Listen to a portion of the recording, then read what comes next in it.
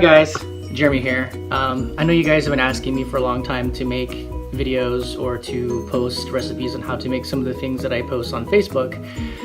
So I thought maybe I would finally try and give it a shot. So today I'm going to be making a very simple breakfast that comes from Ethiopia, also found in Eritrea. It's called Fitfit or Injera Fitfit, and I believe that's in the Amharic language, and then in Tigrinya they call it Taita Fitfit. So anyway, I'm gonna start making that for you. So, and I apologize, I don't have a tripod for my camera, at least I can't find it. So you'll be seeing my belly, but anyway, I just want to make sure that you can see what I'm doing on the cutting board. So I'm gonna get started. So the first thing I'm gonna do is I'm gonna cut off about probably a quarter piece of this onion, maybe less than a quarter. I'm just gonna dice that. And you don't really need to cut the pieces terribly small. So, just a small dice would work fine. I mean, you can mince it if you want. But we're actually going to just throw these in the pan, and we're going to saute the onions. Okay, that's it. So quarter onion. Alright, and next, I'm going to go ahead and chop up some of this jalapeno. Now, I have a suggestion for you. If you like spicy, don't take out the seeds. Just chop it up as is, throw the seeds, everything at all. If you don't want spicy, or less seed I should say, because I can't say it won't be spicy at all. It really depends on the jalapeno. But I'll show you how I de-seed a jalapeno. I'm Mexican, I don't wear gloves. When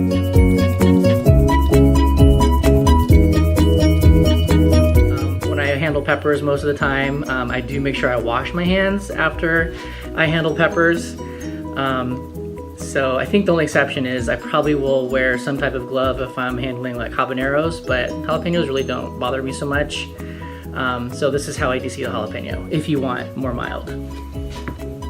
So I actually need a spoon for this, small spoon. So I'm gonna take my jalapeno and slice it lengthwise. Here, move this out of the way. I'm gonna slice my jalapeno lengthwise.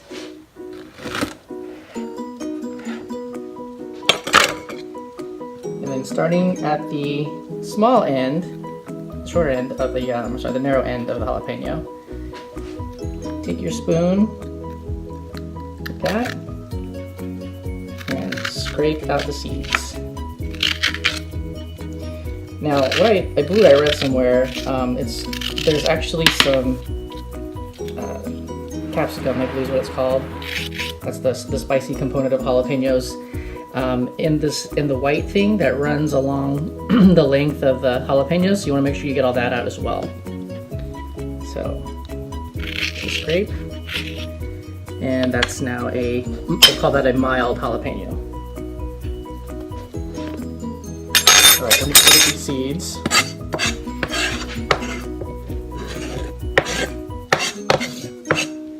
You guys, I have to tell you right now, these onions are killing me. Alright, so let me go ahead and chop up the rest of this jalapeno. And I'm just going to dice this into little small pieces as well.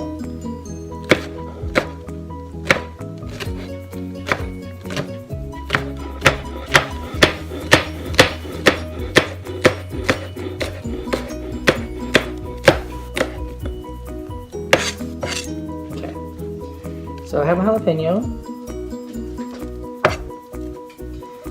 Now, what I will probably do with this, since I have half spicy, half mild, I'm gonna also dice this into small pieces. When I cook my tomato, my onion, I'm gonna throw in the mild jalapeno during the cooking process.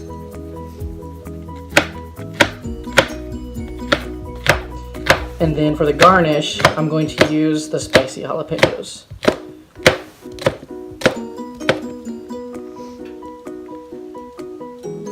Sorry, these onions are making me cry. It's so sweet. Okay, so I have all my onions, my jalapenos. Now the next thing that I need is my mita kibe, which is the spice butter. right here, and some of you may have seen I posted this a while back, but I made about 4 pounds of clarified spiced butter. This stuff is amazing. It has a lot of different spices in it. I don't remember the top of my head, but I'll make sure I post these at the end of the video so you know which ones to use. And maybe at some point I'll make a video on how to make this. But this stuff is amazing. It's good for just cooking like just vegetables. You don't have to make like Ethiopian per se, but you can use this for cooking vegetables. You can melt it and put it on popcorn. It's just absolutely amazing. It's like the best thing ever. So, okay, so now let's take our butter. I'm gonna pause and then we'll run over to the pan and get set up. Right back. All right, so now I'm gonna take some of my spiced butter, or Injera Fitfit. It smells so good. I wish you guys could smell it right now. So I'm gonna take about a generous tablespoon to start off with. Let's go for two tablespoons. Let that melt in the pan.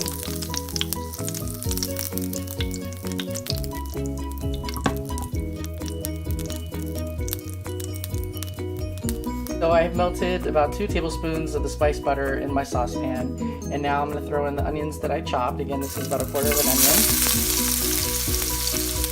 Go ahead and give that a little stir.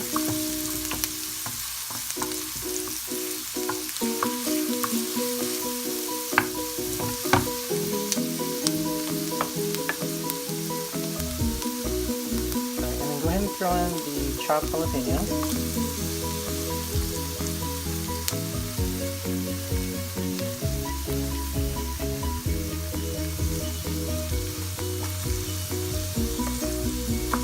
Stir that in.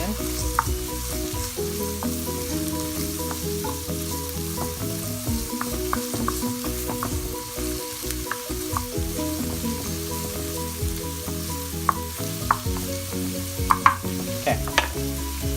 So while that's cooking, I'm going to turn this down on low because we don't want this to cook too fast. I'm actually going to go back and chop some tomatoes, and then I'll be right back to throw those in. Okay, I'm back. So my jalapenos and onions have had some time to saute, if that's what you want to use. Now I'm going to go ahead and throw in my onions that I chopped, or sorry, onions, oh my god, my tomatoes. And these are two small tomatoes from my garden. So I'm actually going to probably end up chopping in some more tomato. To serve on top along with the fresh jalapeno. Normally with this dish, you will typically would use a combination of fresh tomatoes and tomato paste, but I'm not really a big fan of using canned food when I cook, so every time I make something, I try to use as many fresh ingredients as possible and limit the canned items. So I'm going to go ahead and give this a stir, and I'm going to turn this back on medium heat. Okay, and one more thing, I'm probably going to throw in a couple cloves of garlic as well. I'll be right back. Okay, so I'm back, and I have my 2 cloves of garlic, and my trusty garlic press from IKEA. Love this thing. I don't know if you guys have ever used a garlic press, but this is such a huge time saver, and I just love it. I think one of the things I hate about cooking is chopping things that are very small, so garlic is one of those items. Okay. So I have my garlic in there. Let's go give that a stir. Alright, so probably one of the other important things I'm going to throw in here is some salt. And you don't need to use a whole lot because when you make the spiced butter, there's actually a bit of salt in the butter already. So you want to probably be a little light-handed with the salt at first. Just add the smallest amount, taste it, and then adjust accordingly. So I'm just going to put in a little bit of salt.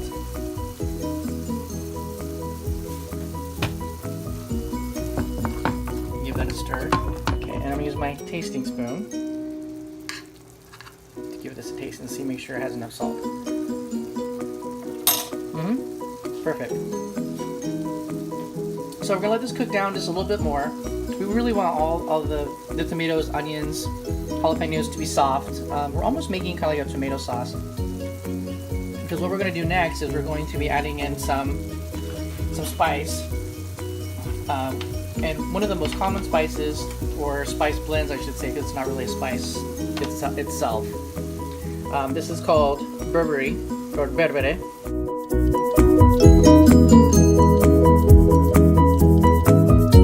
And this is kind of like the Ethiopian equivalent of a curry, because it's a blend of multiple spices, and it ends up having this just amazing flavor, spicy.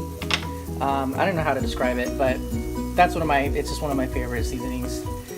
So we're gonna add some of the berbere spice, and then we're also going to be adding some injera. Now this is injera, this is leftover injera that I dried in the oven, so it's kind of crispy, so it's almost like a chip. So it crunches. So normally this is the soft sourdough, spongy crepe-like bread that's used. Basically, this is your eating utensil when you eat Ethiopian food. Okay. So anyway, this is, if you get some injera and you have a lot left over, I recommend just drying it in the oven. Like set your oven at like 225, 250, and just throw in your sheets of injera and just leave them in there until they're crispy and dry. And then I break them up and I put them in a Ziploc bag like this, and I can just store them in the freezer indefinitely.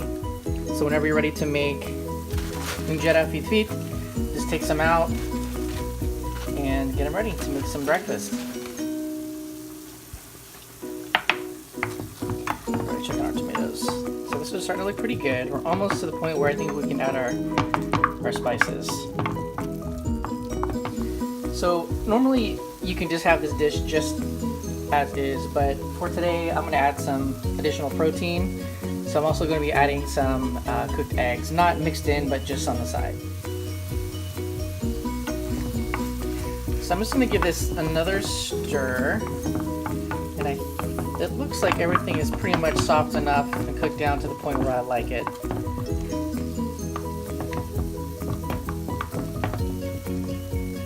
Yeah, I think that's good. Okay, so I'm going to go ahead and throw in some of my berbere. Now, word of caution, berbere can be a little spicy. It's not really spicy to me.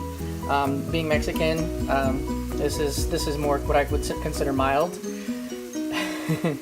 So, but for those of you who typically don't eat spicy food or aren't really accustomed to spicy food, I would probably start off with just a little tiny bit first. Oops, okay, that's not really a tiny bit, but start off with a tiny bit first and adjust accordingly to your level of heat that you're looking for.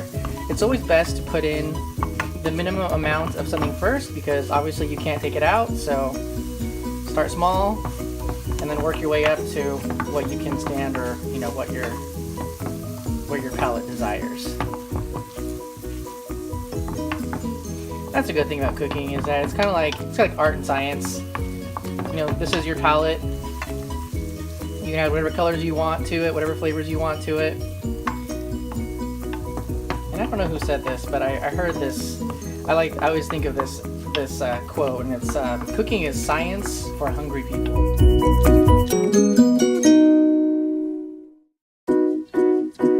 totally agree with that.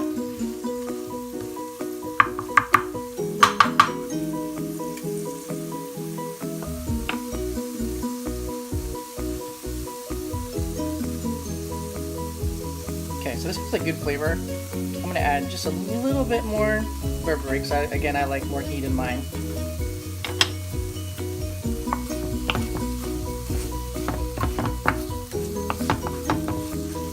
I'm going to take my injera, my dried injera, and I'm just going to kind of break into little pieces like that. It doesn't have to be too small.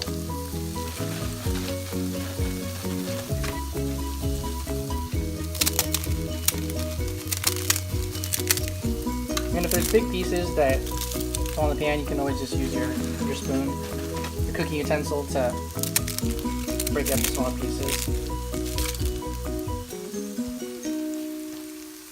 That's probably enough. So I'm going to go ahead and give that a stir.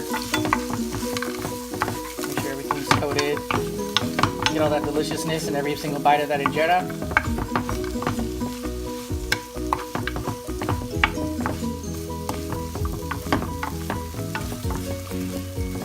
know, it's funny. I was just thinking this totally reminds me of making something similar like chilaquiles, which is what it's like a nice Mexican breakfast that involves using leftover tortillas. And actually, the process is actually very similar to what I'm doing here.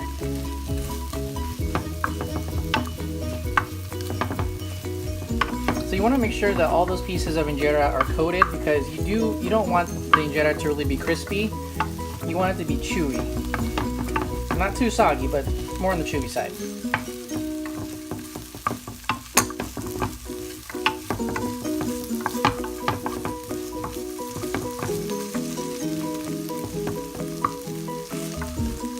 Alright, we can turn the heat down just a little bit. We don't really want this to cook anymore. So now that injera has absorbed all of that flavor, all the juices from the onions, the jalapeno, the tomatoes, and the garlic. And I can't forget the spice butter and the burberry. Alright, so I'm just going to move all this stuff to the side. Again, I'm going to try and only use one pan for this. And I'm kind of embarrassed to be using these pans. These are these red copper pans that aren't really that great.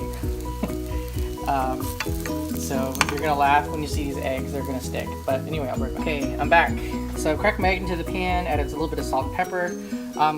You guys are gonna laugh. I don't usually like fried eggs, sunny side up, whatever you wanna call them. So I cracked my eggs in the pan, and I'm gonna take a chopstick, and I'm just gonna kind of lightly mix them up a little bit.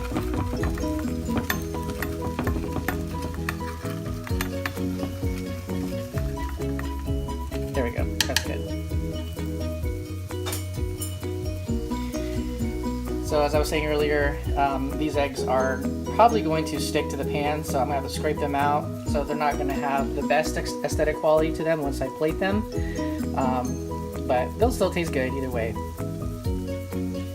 Alright, so I'm going to let this egg cook, and then I'm going to walk over and I'm going to chop up some cilantro and some more tomato, and then I'm going to be adding some farm cheese, or a good substitute for farm cheese. And just one word of caution is that the cheese I'm using is actually a Mexican cheese called cotija, and it's similar to texture, and I guess in texture is the main similarity, to farm cheese that is often used in some Ethiopian dishes. It does have a stronger flavor, the cotija cheese does, but I really like it, so I'll be right back. Okay, I am back. So I've chopped up some tomatoes, just one small tomato, chopped up some cilantro, and then I have my jalapeno that I chopped up earlier. And then I also have some of the cotija cheese that I was telling you about earlier. So those are going to be the garnish for the dish. So you can throw on whatever you want. It doesn't matter in which order you put everything on, but I'm just going to go ahead and sprinkle on some tomatoes.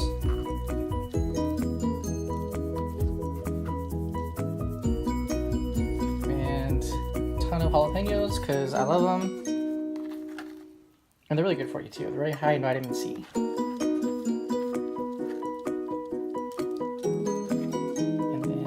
Cilantro.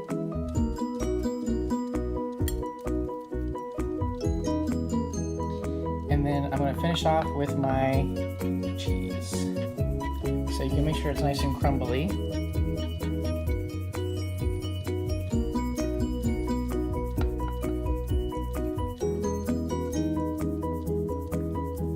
Okay. Now I feel like my eggs are lacking something, so I'm just going to take a little bit of my Burberry spice and just sprinkle some on top, just for a little extra flavor. Alright, that's it.